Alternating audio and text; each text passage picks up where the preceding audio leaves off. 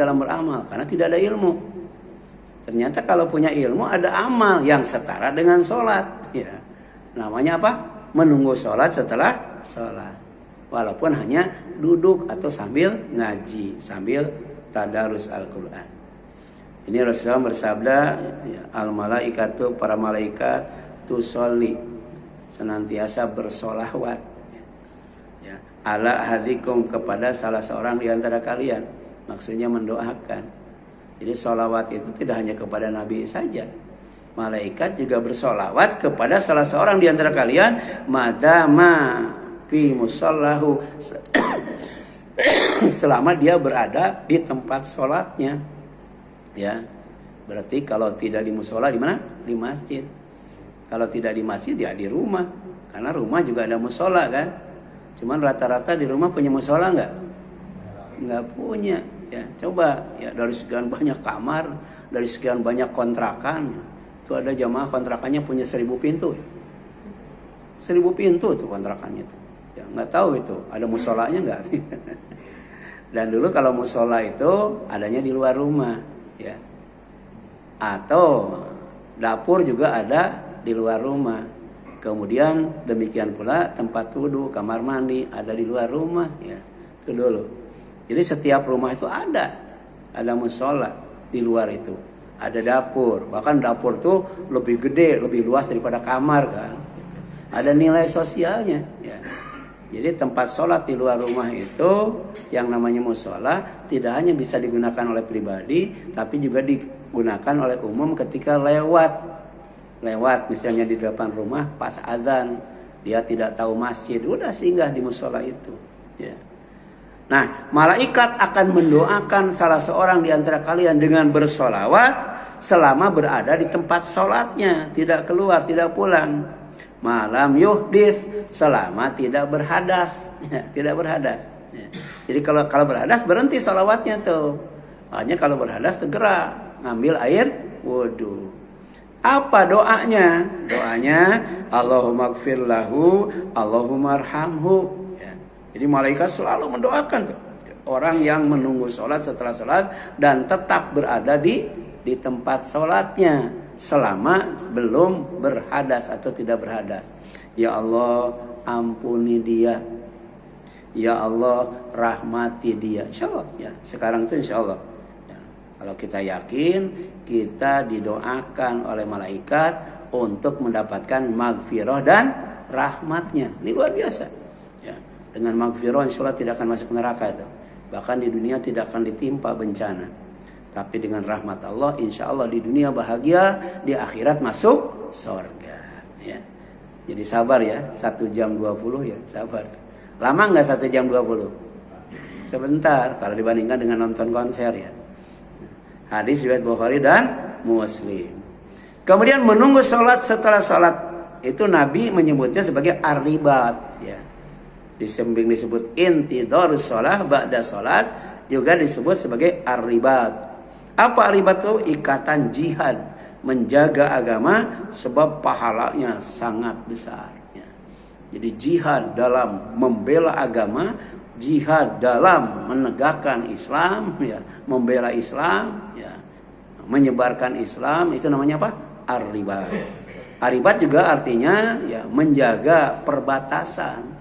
Menjaga perbatasan supaya musuh tidak masuk ya. Itu pahalanya luar biasa ya, setara dengan ar-ribat bagi orang yang menunggu sholat setelah sholat.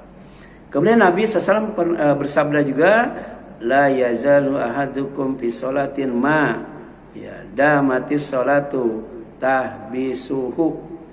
Jadi seorang dari kalian tetap dianggap berada dalam sholat, dianggap sholat itu selama ya sholat yang menahannya ya. Jadi kita tidak keluar dari masjid itu karena kita mau sholat ya. Jadi jangan sampai waktu suruh pulang ya, sayang itu. Jadi kita duduk di masjid itu ya, insya Allah dinilai sholat kalau kemudian memang kita duduknya itu ditahan oleh sholat, tidak untuk berdiri kemudian tidak untuk pulang. Jadi harusnya nanti setelah selesai sholat, karena kita niatnya apa? Menunggu sholat. Cuman diisi dengan kajian. Oh luar biasa tuh. pahalanya banyak banget itu. Ini hadis riwayat Bukhari dan Muslim. Kemudian Rasulullah SAW bersabda, wal mu'min, ya, orang yang beriman itu yaghfiru lahu, akan diampuni dosanya, ya, yughfaru lahu, akan diampuni dosanya, ya, madda sautihi, ya, sejauh suara azannya, ya. Wal muadzin, maaf ya, wal muadzin, orang yang azan itu, ya, yughfaru lahu, akan diampuni dosanya, madda sautihi, sejauh suara azannya. Wah, ini pada luar biasa ya, munajat itu, ya, itu. Jadi semakin kencang suaranya, semakin jauh terdengarnya, maka banyak dosa yang diampuninya. Ya. Makanya dulu waktu zaman Pak Harto ya, di mana menterinya itu Sudomo apa ya, itu semua suara dari masjid tidak boleh keluar. Tahun berapa tuh ya? Ya. Kecuali adzan.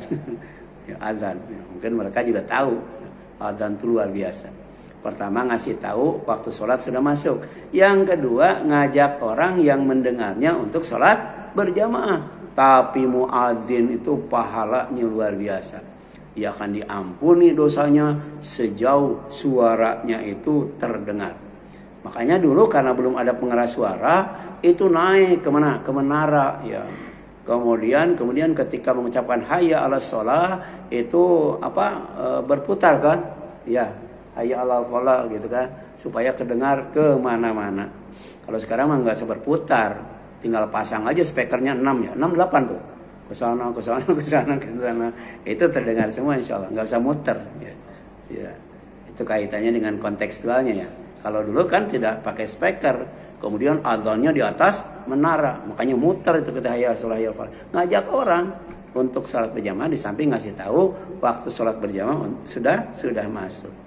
Kemudian wa yusaddiqu man sami'ahu ya min ya rabbin au yabis, dan apa saja yang mendengar suaranya baik yang basah maupun yang kering, makhluk hidup maupun benda mati, akan menjadi saksi baginya ya.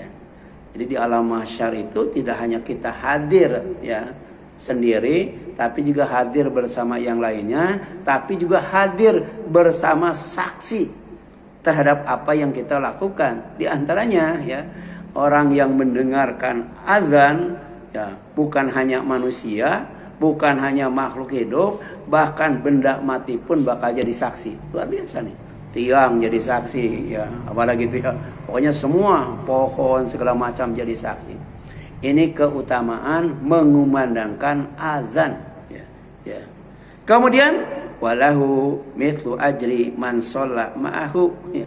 Bahkan ia akan mendapatkan pahala seperti pahala orang yang salat bersamanya.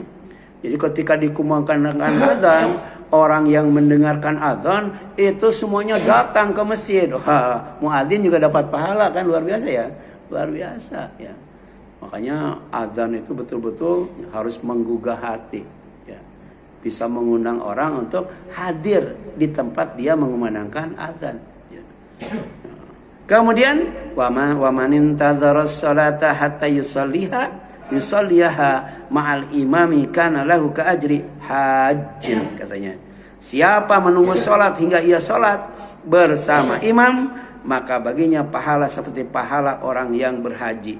Ini hadis riwayat Ahmad ya, kemudian hasan menurut sebagian ulama ya. Ya.